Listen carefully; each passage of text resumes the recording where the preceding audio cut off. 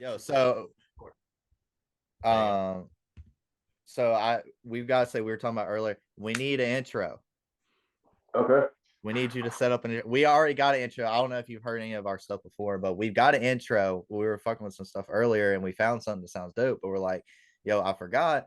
Ryan plays the piano, he plays guitar, plays all that. So like you can make us something. Okay. If you want to, Yeah. like offers up there if you want to fuck around with some shit. Going for like what type of music you going for the intro? Someone like Sound. definitely upbeat for sure. Yeah, just at the minimum upbeat. We don't really Yeah. care like Yeah. if it's Genre? huh? Yeah, like a specific genre. Like right now, the one that we've got is like more of like a hard rock type deal. But like hard rock, I could do like funk, I could do like a hip hop thing, I could do like a country we've thing. heard a couple of different ones. The one that I'm actually gonna play the one that we just found. Like I fuck with it hard. It's back from like 2005 when you play NBA Live. Yeah, it is. The good stuff back then. Like it look at this. Like I'm gonna play for you.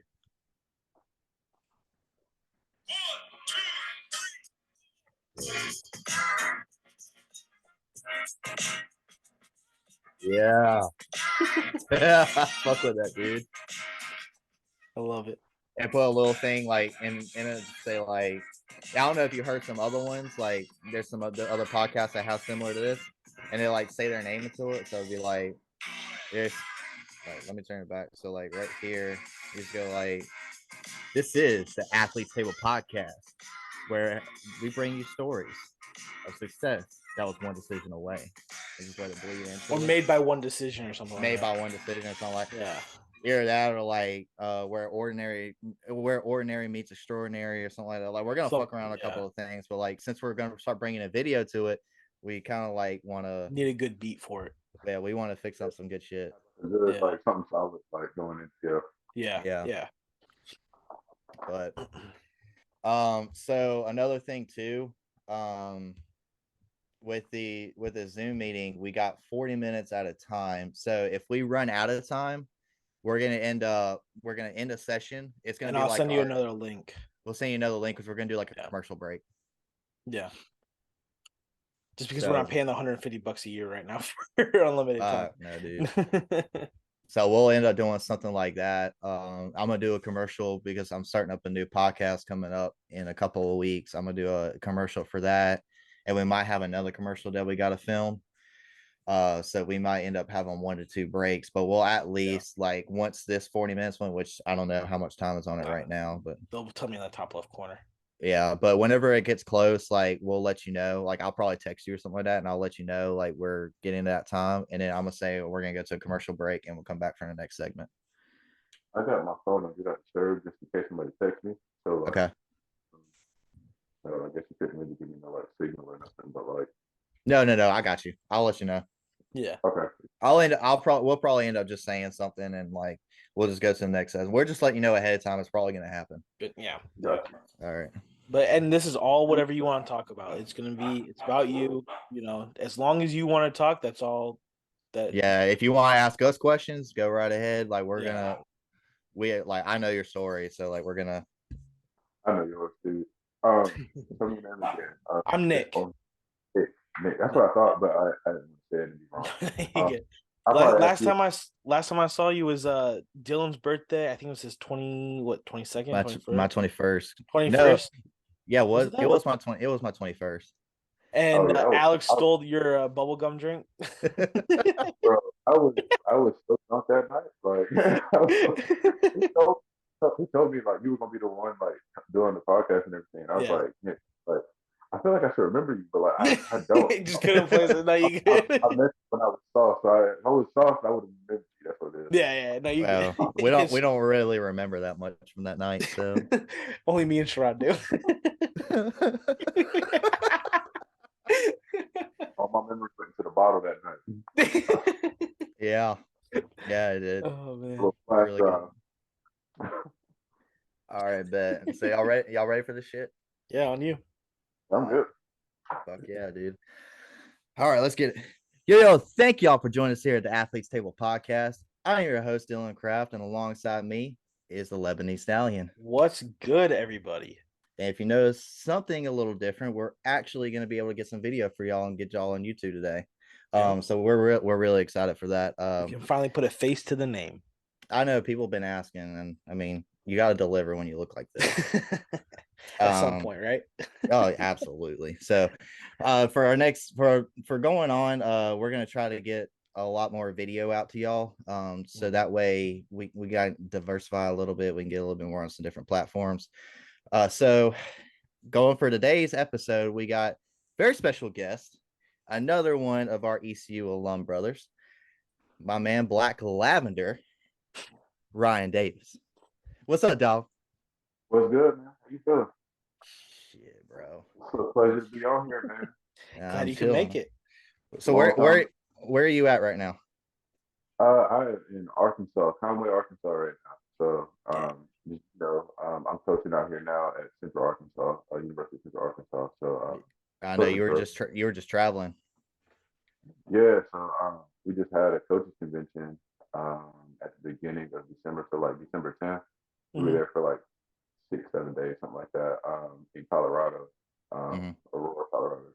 Huge, nice hotel, like that. It's like real good, cool experience. Like networking with a bunch of coaches and stuff like that. So I got back on the 16th though, so I took another trip out to Washington to some coaches that I met out there. Man, they were cool folks. So you're whining and dining, bro. Yeah. Yeah. I never took you for the corporate face, but we all change. I think fine glass now. You know what I mean? I hold it like that now. I don't hold my cans like this no more. Attaboy, put it right in between, right there. Yes, sir. Yes, sir. All right, so let's get right into it. First question: where are you from? I'm from Fayetteville, North Carolina, the best city in Fayetteville. Don't let nobody else tell you anything otherwise. Vietnam. The 2-6. The 2-6. Ended up moving from there to Greenville. That was just obviously, collegiate stuff. Got the scholarship there and everything. So I went to Greenville right after that and lived in New York for, I guess you could say, like 6 months. But came back down to North Carolina and now I'm in Arkansas. So big changes. East Coast action. Yeah. Yeah. A lot of stuff going on. So what was your first introduction to athletics as a child? Man. So my dad is actually back in the day was a really great athlete. He started off playing football and his career didn't really go where he was planning for it to. And so when he got, kind of discouraged about it and everything like that, he didn't really like watch sports or do anything like that. So like my sport and fan based knowledge is like very minimal. But like when it comes to like actually doing stuff, we did a lot around the house, but he just wasn't really a big fan of like sports anymore. I think like career didn't take off what he wanted to. So fan knowledge wise, I'm not huge on like you couldn't sit here and be like, oh, like who played this game and like who plays on this team or stuff like that. But like I'm pretty well versed in like track, you know what I mean? Yeah. Because now like track wasn't the first option for a sport at all. So but you know how that goes in high school. You do what you can until somebody comes and tells you what they want you to do. Yeah. Absolutely. We got pretty similar stories. So I feel for you on that. So what was the first sport you played? Was it football? First sport I played was football, yeah. That's a funny story actually. So I don't know if I've actually told you this. So my first year playing football, I was terrible. I actually almost got cut. They were gonna cut me the day of the last cuts, and the coach was like, you know what, like he called me and like 2 other guys back that were like my size, and he was like, y'all might have some potential, so I'm gonna keep y'all around. I did not play the entire season until like the second to last game, and all it took was the opening kickoff. So, and I was the return team, and I was on that front line. So I'm the first wall, and I'm coming back from like the ball's on the other side of the field. I'm like literally beside the sideline. I'm just getting ready to walk off. Dude comes and hit me in the side of my knee, messed my knee up real bad. Like they said it was sprained, but like I couldn't walk on it good at all or anything like that. So like that was kind of the way that started up, and about my knee injury. So like that's kind of where it came from. Just random ass and you know what I mean. Mhm. And but that was a good start for that was my athletic start. So started it with the injury. It's a great way to start, right? I didn't know that's how the whole ACL thing was. Yeah. It was, man. I mean, I'm talking. The ball was like it had to be. I was probably like 30, 13, 14 steps away from the sideline, like on that side of the hash. The ball was on the other sideline, about 2 steps from the sideline. Jeez. And he hit. So somebody had your number. Bro, he had my number. Like from the beginning of the game. Bro, they're trying to get after you, bro. Yeah. For sure. So you started playing football. You played in middle school, I'm assuming. Middle school, so I started in 7th grade. That was 7th, 8th, and I continued that all through high school. So I did. I also started up wrestling. I was wrestling in middle school in 7th grade, but I like to talk shit about it. I was undefeated in my middle school career wrestling, but and I Represent the middle wrestled. school days. You got to show off. You got to pat Gotta yourself brag on the about back. yourself a little bit, yeah. But yeah, after that, I actually tried out for baseball, and I quickly realized that really wasn't for me. And so I left that, and I didn't want to get cut from baseball, so I just told them I'm just gonna leave and go to track, and they were like, "Okay, that's cool," and ended up on the track through like the first couple of days. So I know I didn't want to run, and I threw the first couple of days, and I did pretty good. I beat the coach that we had there. He threw 88 something feet. I threw it, or he threw it like 86 something feet. I threw it like 88. Like it was like literally like barely over. Never saw him again after that, and so coached from there. Hell, man. Dang, that's awesome. Crazy, man. Crazy. So, what year was that you started playing track and you tried out for baseball? That was 7th grade year. Okay, that was 7th. Yeah. And then from there, I just kind of continued that going. Like I was like, these 3 sports I made, this what I'm gonna do. You know what I mean? Yeah. Yeah. So I know we had talked about this before. Excuse my language. So we had talked about how like whenever you play fall, you played under somebody that's in the NFL right now. Yeah. A couple of guys actually. So now, forgive me if I mess this up because they might have like been traded or whatever the case may be. But the last time I checked in on them, there's one guy. They both played on the D-line. One was a DN, one was inside. And where did he play? Where is he at? One guy is at the Cardinals, if I'm not mistaken, and the other guy is the Titans. Dang. So Harold, you might not know. I don't know if you've heard of him, Harold Landry on the Titans. Yeah. So he went to my. He was a year over me, and then Lamont Gilliard. Yeah, I've definitely heard of him. Yeah. He actually went to Georgia, so he went to Georgia for a while, and and Harold, he was at Boston College for a little while. So how was it like playing under guys and like being with them and practice and everything? Because like they're head and shoulders above everybody else, especially if you got an SEC guy. So like they're head and shoulders above everybody else. So what is it like in practice every single day in high school before these guys are like big names? Like what's the difference in your preparation on a day-to-day basis whenever you compete against these guys? Well, a guy like me, I'm gonna just be honest with you. Like every day I saw him, I was like, man, I'm better than you. I can whoop your ass. Like, you know what I mean? Like I was like, I wouldn't say it all confidence. But I like to believe in myself more than I believe in anything else. You know what I mean? Yeah. So you have to. With that, exactly. You really do. And like with that, like I mean, so I see them like we'll be in the weight room, something like that. Mind you, this is like middle school. Like I'm in 7th grade, they're like probably like 8th. So like or no, sorry, it's high school. So like they're a year older than me. We're in the weight room lifting and whatnot, and like it's really insane to be in high school and look over and see somebody power clean like 350. You know what I mean? It's really insane. But it definitely gives you a lot of motivation. You know what I mean? Yeah. It's like, well, if I know I can do better than them, like the only reason I'm not is because I'm not working right now. You know what I mean? I need to be doing this work or doing that work, stuff like that. So it's like it's one of those things, and like it was really motivating, but at the same time, it wasn't really motivational for football. You know what I mean? It was like I know they're not gonna give me much time in football, but hell, I know I can be really good, a great athlete. So like, I was trying to be that better athlete than them, not necessarily a better football player.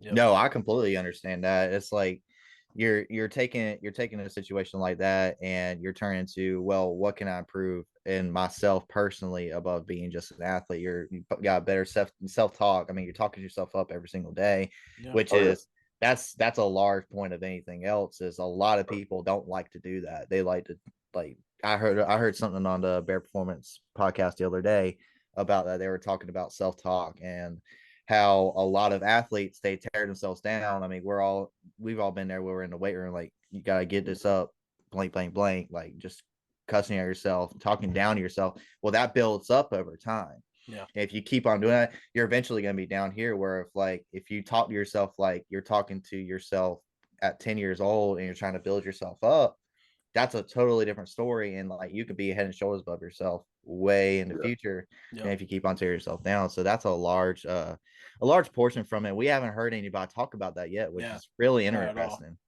It's actually something, so it's something I talk to my athletes about a lot here, being at Central Arkansas. Like, I tell them all the time, like, track is 90% physical or 90% mental, 10% physical. Like, you can do like fairly easy, but you got to believe you can do it. You know what I mean? Absolutely. And it's just a matter of the reps that you put in, and then the mentality that you have when you go into those reps. You know what I mean? Mm-hmm. If I take 100 reps thinking like, oh man, I'm the worst thrower ever, versus taking 100 reps saying, oh, nobody out here can beat me. My 100 reps way more than your 100 reps. You know what I mean? Right. Yeah, absolutely. So I'm gonna take this portion now to go ahead and take a quick break. We have a commercial break right now, and we'll get back into it whenever you come back. We'll get into the start of your track career and how you were in high school going to your recruitment. So just give us a second. We'll be right back with you. Yep. Welcome back to the Athletes Table. We are here with the Ryan Davis story, continuing on with his high school days right now. Sure. So when did you really think that you had an option to going to college for track and field? Oh, man, this is gonna sound like a really cocky answer, but it's an honor. I had that thought that I could possibly be in college with it when I was in middle school. Okay. Second year doing it. So when I was actually throwing in middle school, like, I never lost a meet. Like, I mean, I was first place in shot put and discus every single meet I was at. So like, to me, it was, well, obviously, like, these same people are gonna grow with me and go with me, up to high school. So I'll probably my senior year be beating all of them too. Yeah. You know what I mean? Yeah. With a few here and there. Yeah. Like a few, something from time to time, but that's kind of how that was my mentality on it. So it was never really like I have to go out to this whole new frontier and like be the best I can be right off the jump. It was more so like I know I'm gonna start off at the bottom, so it's like, there's no point in trying to rush it. I'm just gonna ride that ladder up. Yeah. And so that's when I kind of made that decision. Like, okay, like, I think this could be something I'd be really good at. So I'd always thought about it, but it was like there was never really any attention from it from any school. So it's like, oh well, I guess I'm not that good as I thought. You know what I mean? Yeah. So when did let's go back to like your freshman year, going like freshman and sophomore years. What were your numbers looking like? Ooh, man, freshman sophomore year of high school. Yeah. Really throwing it back there. Yeah. Let's hear it. I think I probably threw the shot like my freshman year. I probably only threw the shot like 41 feet, maybe, if that, like, yeah, maybe like 30, like 38, 39, something like that. Finishing off with for men implements through from all the way from middle school up. Every so middle school you throw like an 8-pound shot, high school you throw a 12-pound, college you throw 16, college and over you throw 16. So it's like the changing over the weight. Like, when I got to high school, I really thought about like just leaving shot put alone, but my dad kind of talked me into keeping it going. So yeah, I just kept in it. But yeah, my numbers are pretty bad. Like, as far as shot goes, discus, I don't really remember my first couple of disc marks, but I've always just preferred disc. So like they could have just been going, and I just didn't like, you know what I mean. I'll be honest with you though, like I mean in when I was like my freshman sophomore year of high school, I really had no clue like what even a good distance was. I was just throwing it just to throw it, you know what I mean? Yeah. So if it went further than everybody else's, I was like, that's pretty solid. But you know what I mean? So, I mean, I love the way they calculate that way. Yeah. Simple, you know what I mean? I gotta keep it simple. Yeah. Yeah, because I know you've always been a discus guy until you got into college. But so freshman, sophomore year going through that, you get into junior year, then into senior year. How are you progressing through each year?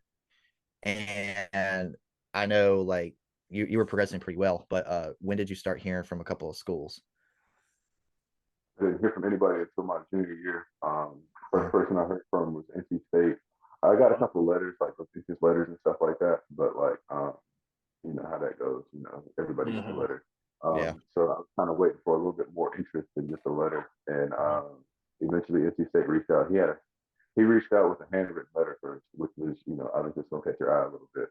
And then he reached out. We talked on the phone a couple times, and he ended up coming out to my house actually to come see me and like, you know, see the family and everything like that. It wasn't until after like it was like a while after that, after before ECU hit me up. So like you know, that was about it as far as like college, like, you know what I mean? College was actually looking at me. Progression wise, though, you would think they were a lot more looking at me, but progression wise, so like I said, this was like high school. I still had no coach. So this was all just like me and YouTube. I went my freshman year. I told you I was like around like 30, something like that, feet per shot. My sophomore year, I actually finished around 52 feet, roughly, like 51, 52 feet, somewhere So around there. you jumped up a lot. Yeah. It was a huge jump. Yeah, it was a huge jump. And that following, so that was at like the end of that outdoor season. That next year, that indoor season, I threw and I got what was it? I got first in shot in the state meet. So that was like a 57, 58 meter throw, somewhere 50 meter foot throw. That's pretty big. It's huge. It was a really huge jump, like out of nowhere. But it was just like I said, like, you know, learning more about like technique and stuff like that. I had terrible like body awareness at the time, so I was just trying to make it feel any way I could to get any type of power on it. Yeah.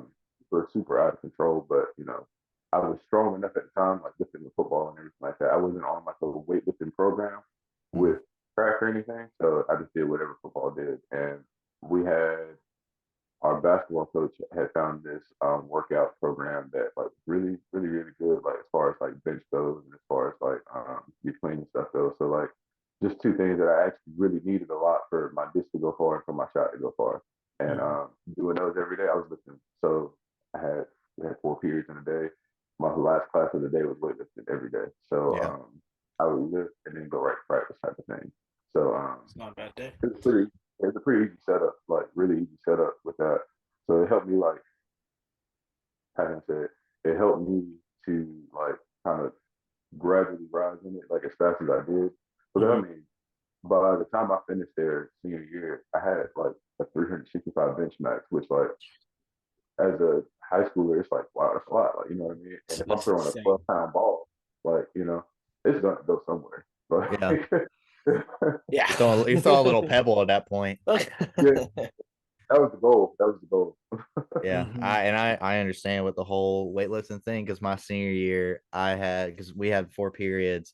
So my second period I was a TA for the gym coach, the workout coach or whatever we called him at the time.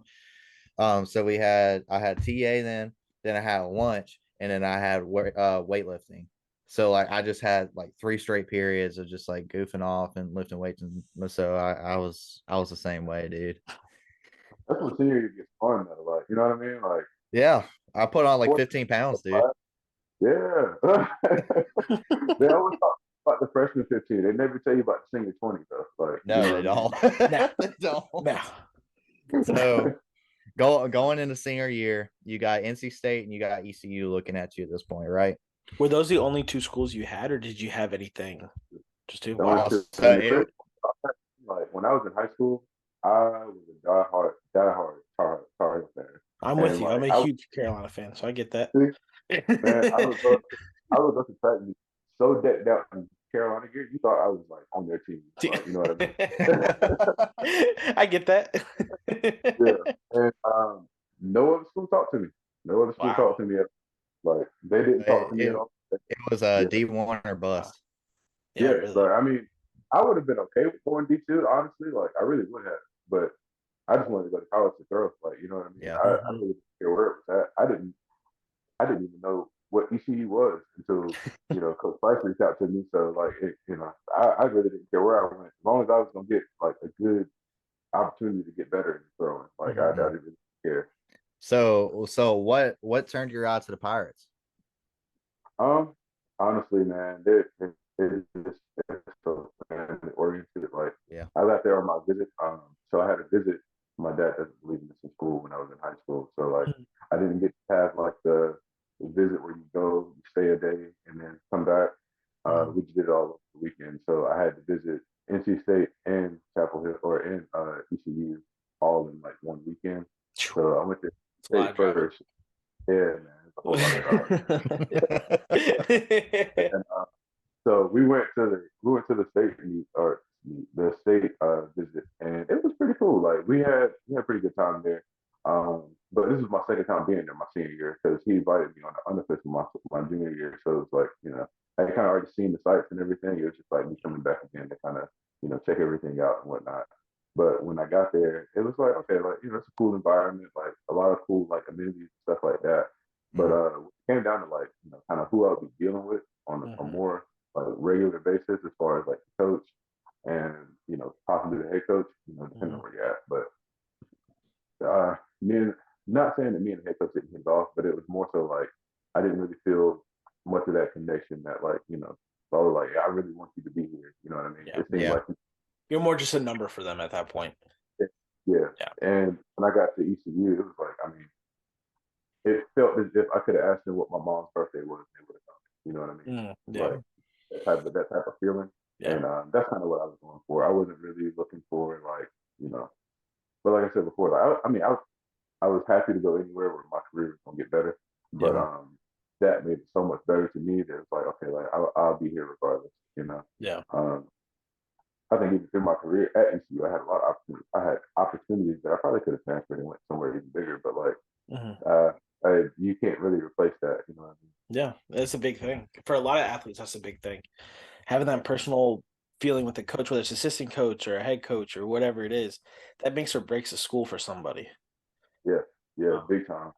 Yeah. The ECU, like the whole entire campus, outside of the athletics alone, it's got more of that family feel to it. I mean, Well, Nick, you were there too, so I mean, for 30,000 students on a campus, and you see everybody all the time, the same people, and it's a small campus. It's only like what 1,500 like 1,500 acres. I think is the whole campus. It's not even that big. Chapel Hill is like quadruple that. And how many times now that we graduated are we walking around and we run into somebody that went to ECU or that we know went to school with? Yeah. I think one of the coolest things about ECU though is that I mean, man, I was just in Washington. I was wearing a pirate shirt. Somebody out there in Washington State asked me like, "Oh, like you a pirate? Like I got some family out like going to ECU and like blah blah blah." Like that's wild. It's like such a big community. Yeah, it's like everywhere you go. Yep.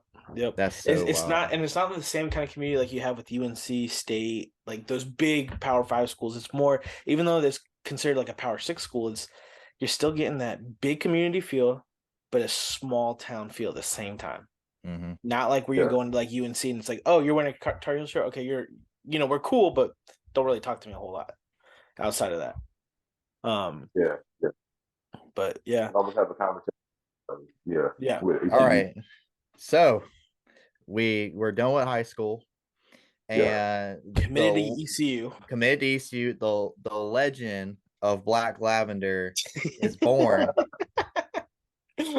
First day on campus, first day at school. What are you thinking? What is your mentality going to your first practice? How like walk me through it? Because I wasn't there. Because you gotta remember, I wasn't there for the first 2 months. Yeah. I forgot about that. I'm not gonna lie to you, man.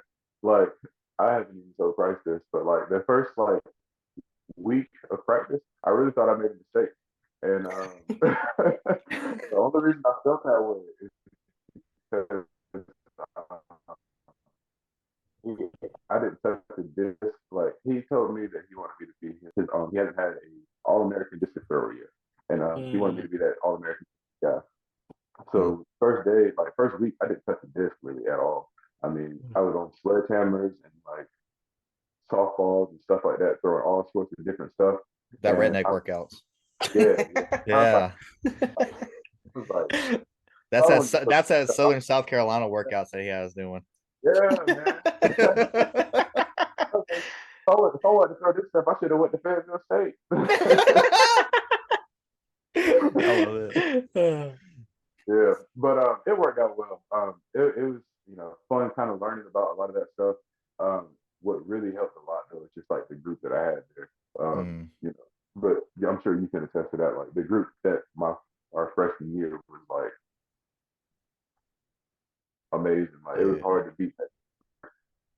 It was like a team of like, it felt like everybody on that throw squad had been like state champions at some point.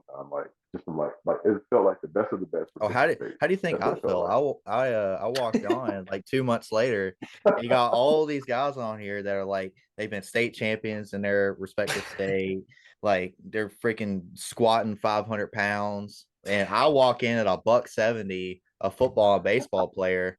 I'm just like, I'm throwing the stick, dude. I'm the only one doing it. And they're just like, good luck.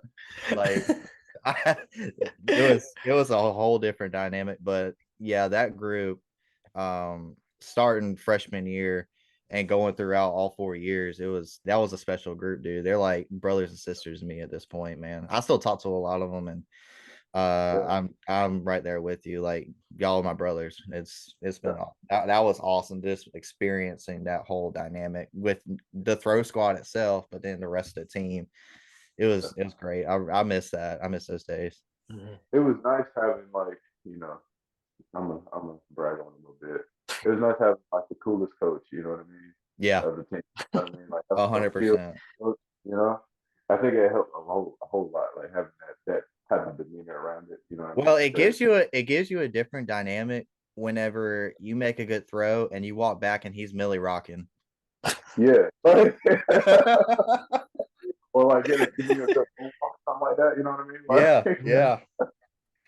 Don't worry, we're hoping to have him on here with everybody back from that squad one day, including Logan, and trying to get a big like reunion party going for everybody. By the way, Logan talked really good about you. I don't know if you listened to that.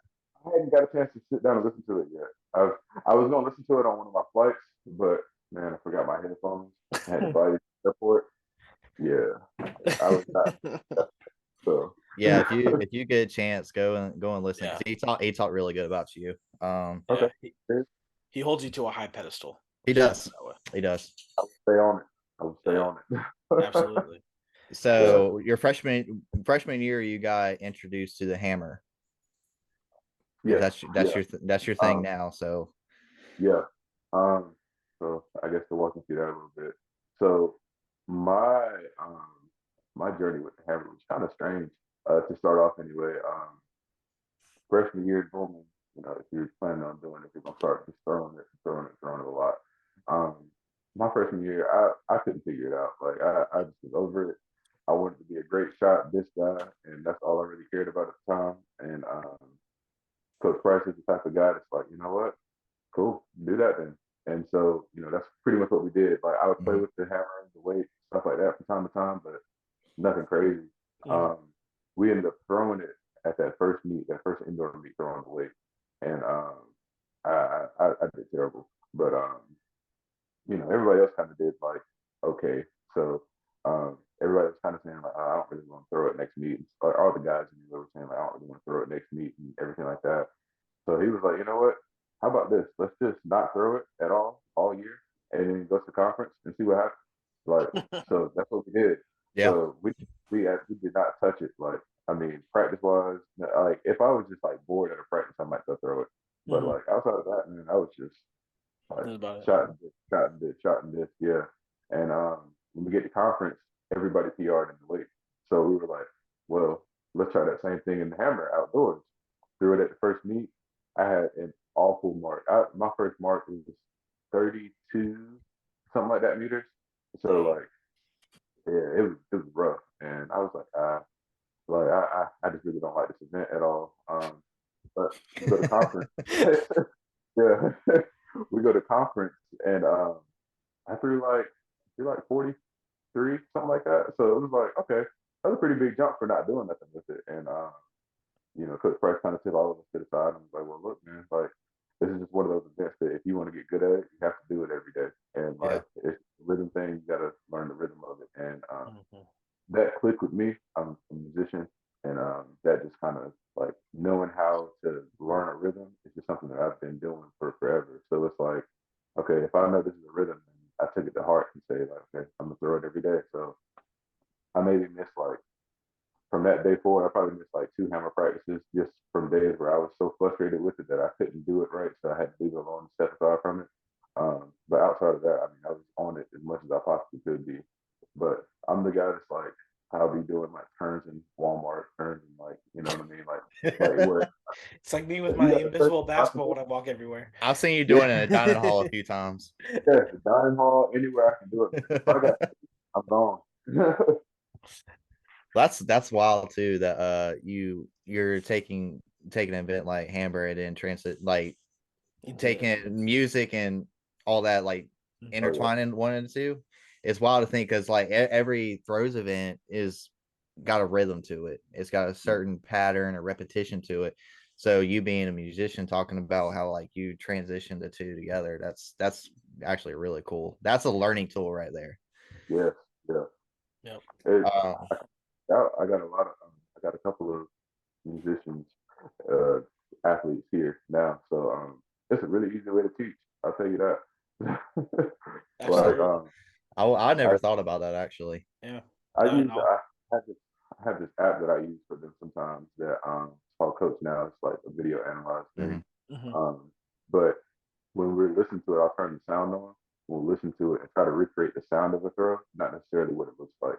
Just that tempo, working that rhythm, you know what I mean? And that kind of gives them a better sense of like a better feeling for it versus like, oh, I gotta do this at the same time I'm doing this and the same time I'm doing, you know what I mean? Yeah. It gives them like less things to worry about, and like they can just kind of be the athlete that they are versus trying to like recreate the wheel. Being a copycat the whole time. Yeah.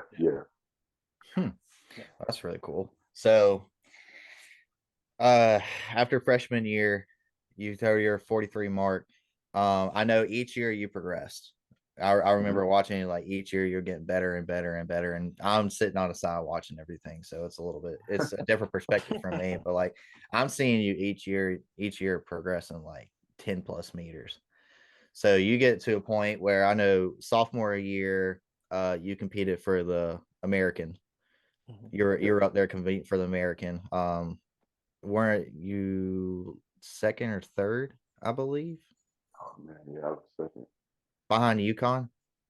No. We're talking about for outdoor, for hammer. Yeah, for outdoor, yeah. For outdoor for hammer, yeah, I was second. That was my junior year. Yeah, that's right. Because y'all were going back and forth on that one. That was actually a really fun beat to watch. Yeah, that's probably like if I look back on it, that's probably the worst loss of my career. Like so far, like that probably was it. But it's because I didn't know how to lock in like on a throw at that point in time. I knew how to throw, but I had to throw, but I didn't know how to like lock in and like do it when I needed to. I had like some meets where it was like, okay, I know how to like. I know that if I get this throw, it's gonna probably make this person feel like, oh man, like he's on it today, so like they might not do as well. But that was one of the first competitions that I had where like they were going with me, you know what I mean? like as far as college was. That was the first competition I had where they would go with me like that, and he hung in there. Right? I give him the props for it. Like he really hung in there. Like he just came back and got me. Like he got me on the last throw. Like I said, it's one of the worst losses of my career. Personally, that's the way I look at it. Mm-hmm. But well, it's probably the funnest too. I mean, yeah. You can't say that having competition like that, you're just going back and forth duking it out. Like that's fun. That's what we look for. Yeah, it is. At the time, I did not see it that way. Oh, I know. You wanted that one spot. Dude, this man was furious, dude. He was pissed. Yeah, I was not. So you do that, and then going into senior year, you're the top dog. I mean, there wasn't really a whole lot of people coming close to you. At conference senior year, what was your mark to win that one? So technically, I kind of had 2 senior years. So like, well, yeah. But I'm with you. I had that too. Yeah, college is crazy. Yeah. Yeah. So the first one, that one was, where were we at when I won that one? What conference was that? Was that my senior when me and Evan were there? So my last year competing was what you're referring to, like senior year one. Yeah, because I remember we were at Wichita for that. Yeah, and that's the one I missed out on. That's the one I missed out on. So after that, you would have been at Tampa. Was it Tampa?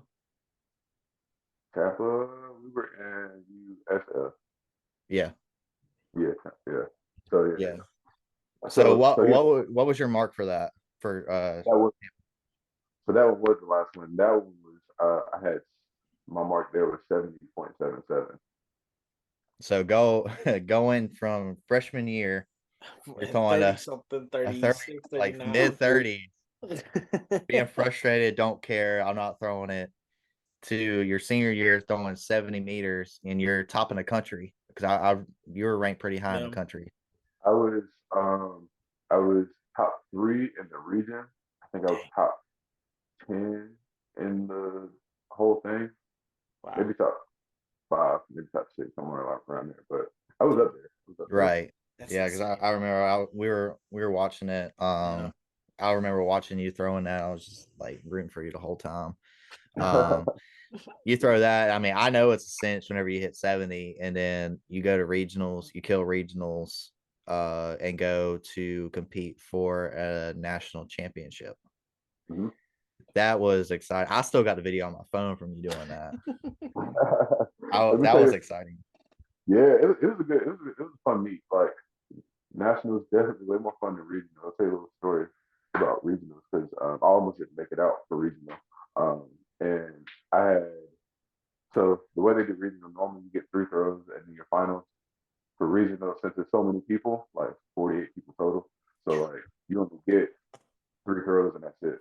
Yeah. So like very different competition style, very different mentality going into it, everything like that. And this is my first time really doing it, so this is my first time doing it and being expected to win, like, or expected to do very well. Really well. Yeah. And I was not, like, it was just not clicking. My first throw was a foul, second throw was a foul, and like they both felt awful. I didn't know what I did. Like me and coach were kind of going to the drawing board a little bit with it, and he told me, like, but you could all I needed to qualify to get into nationals was like a 62, 63, somewhere around there. Jump change. I could 3-turn, 2-turn, like, and like be in it. And so he was like, maybe you just got 3-turn. I was like, oh, I was like, yeah, you're probably right. So I'm like, I feel defeated when I have to 3-turn, like when I can't just do my full thing. And so I walked into the circle, walking into it with the hammer and everything. And like, as I'm like standing in the circle, getting ready to wind up, I'm like, okay, 3 turns, 3 turns, 3 turns. And then I was like, you know what? Like, literally last second before I get moving, like before I get the throw started, I was like, nah, I'm going for it. Like, I'm just gonna go for it. If I foul, I foul. Like, it is what it is. Went for it and happened to get, it was a terrible throw, but it happened to get out and I stayed in. So that was it. That's all I needed. And it ended up being like 64, 65, somewhere around there. Dang. just enough to get me in. But it put me in a bad seat getting in there. So Yeah. Yeah, because you were seated 11th, I believe. Yeah, you were a little bit farther. So how many people were competing at nationals? Nationals 24 total. So you got two, East and the West. They bring 12. You got 24. They just split it into two flights. But the experience of doing all of it is like a very different routine than a normal meet. Because you'll have your warm up time and everything like that. They stop your warm up time, bring you out to introduce you, which is something that's different than normal. And then like the clock is like gone. Like they don't really stop for much. You know what I mean? Like as far as like regular competitions, I feel like time to time you have it where like something happened with like the people taking the numbers or taking the times down or taking the distances down and stuff like that, and you having all these like technical difficulties or somebody's like doing this or doing that. Like it's just like a lot of distractions. It's straight to business. Like it was just straight to business. Like there was like you kind of looking around at other people like dang, like I don't really feel like I know how to prepare for this because it's so like normally it's a little bit more relaxed of an environment. It's just that pressure with that meet. It's just it's definitely there. Well, So it's a professional feel. I mean, that's how professional meets are held. So, exactly. what was your mentality going into your first throw? I know you were nervous. I was not as nervous as you would think, but I think that might have been my issue. So I was me and Parker were working through a lot of technical issues, like just coming in. For whatever reason, I couldn't line something up. I couldn't line nothing up good. So we were like trying to. At the time, he had a lot of different cues for me to like remember. So it was like do this, do this, do this, and do this. Like you know what I mean? Like getting all those things throughout a cut throw, which honestly, after you get something I'm learning now more than before is that honestly, after you get over three, like nothing else is gonna happen. Like whatever you try to do, it's not gonna happen. So like for what we did, talking about it, and I was like, honestly, like I'm gonna try this and then see what happens. So he's like, okay, cool. I tried it. He's like, yeah, that worked. I tried another thing and it worked. And we said, okay, we're gonna shut it down there. Like those are the two things we're gonna focus on for all the rest of the throws. With the NCAAs being so close to trials and everything like that, it really but kind of see what I'm doing works. We just got zero type of thing, but we were having a hard time finding that issue. So after we found that issue, though, it was pretty smooth after that. Okay, yeah. So you're going into it. You're getting some of those techniques squared away. How did the meet end up going? Run down of each throw. So the first throw, I was just kind of like, in my head, I'm thinking like, just be real easy on it, just get one out. You know what I mean? So you can get the competition started. I feel like whenever I can just get one into the field, it like alleviates a lot of stress. I'm getting to a point now though where the first one's bad, the first one's bad. Like I almost look at it as a warm up throw, and that kind of keeps me from getting too like I don't want to say invested because obviously you want to get invested in it, but it keeps me from getting too like in my head about like little things. Yeah. If I keep that first one like super light, don't put anything on it. It might be a form of self sabotage, but it's saying like, hey, like that was just a warm up throw. Like you good. Like yeah, cut yourself some slack. Let's get your head back into it, and let's go. Exactly. Right. And so that's kind of how the first throw always goes. I'm never really like overly like okay, like now I'm about to kill it. Like you know what I mean? I don't like to be that way anymore as far as going to that first throw. Unless it's shot put. Shot put is the only difference. Yeah. Like, you gotta have you know what I mean? Yeah. To get someone out. But with that though, like I didn't really want to. I wasn't trying to go too hard on it. But the second one, so I was like, okay, I got one in, but let me go for it. You know what I mean? Let me really try to hit it. And that was the wrong mentality to take. that was I went for it and like it definitely like I kind of shit the bed on it a little bit. So it was like like just go back to the drawing board and try to hit it again. But I didn't make the final, so like they weren't great throws. They were just like one thing thing or the other was off, and I wasn't um, what I call being in sync with the hammer. I wasn't really in sync with it at all. Like, it was kind of like the hammer is a dance, so it's like 50-50. So whatever I do, like I have to do the hammer as well. Like the hammer has to do the opposite of me. So I have to like give that input to be able to like keep moving around. And I was like super, super off of it. So like if it's supposed to be 50-50, I was probably like 70-30. So like, you know, it just wasn't gonna go anywhere. And so after that, you know, I didn't foul out, but you know, the bad knee. And talking with Bryce about it, he was kind of like, yeah, well, you know, happens. Like, you know, he was like, we were saying like the worst thing about it for me is that like a lot of people that I'm competing against, they have this type of competition all year. You know what I mean? Yeah. All these people that are seeing, they see them all year, but we just didn't have the funds to see them all year. And it definitely takes a toll on you. You don't have that level of competition all the time. It's like everybody you go against, it's like, you know, of course I'm gonna win this and I'm gonna win that, I'm gonna win that. You know what I mean? Yeah, So, I mean, we were competing at some of the smaller, more relaxed meets, and we don't really have to worry so much about the competition side. It's more like let's worry about yourself. But getting in an environment like that, like I remember whenever we competed at Florida, I was in the same mentality. Like I've got a ton of freaking competition here, and it's a different mindset. Especially whenever you get up to like you're competing SEC level, it's a different animal. Yeah, big time.